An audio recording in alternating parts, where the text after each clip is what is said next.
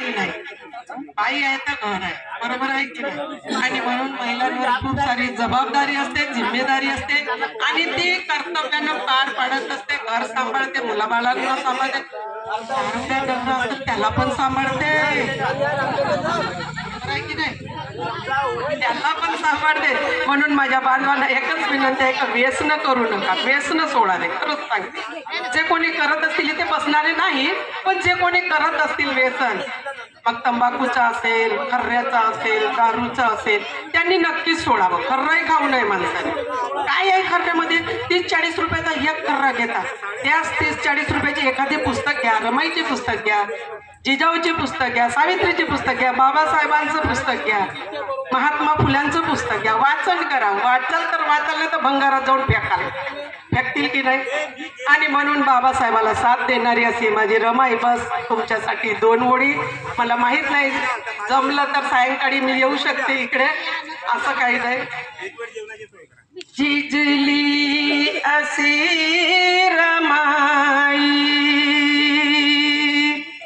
जिजली असी रमाई, चंदन जसे जिजावे, जिजली असी रमाई,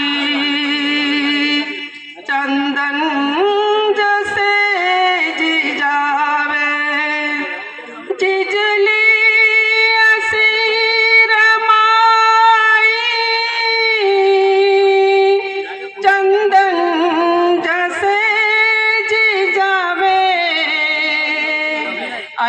अनकाळजी पतीच्या, अनकाळजी पतीच्या, डोळे सदा भिजावे, अनकाळजी पतीच्या, डोळे सदा भिजावे, झिजली असी रमाई, चंदन जसे जिजावे.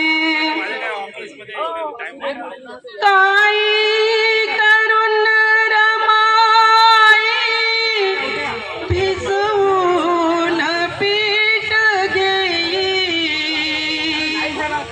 काही करून रमाई भिजवून पीठ घेई, भाजून भाकरी त्या चतकोर सर्वा देई, चुलखंड पेटणारे, चुलखंड पेटणारे, भाजी विना विझावे, चुलखंड पेटणारे,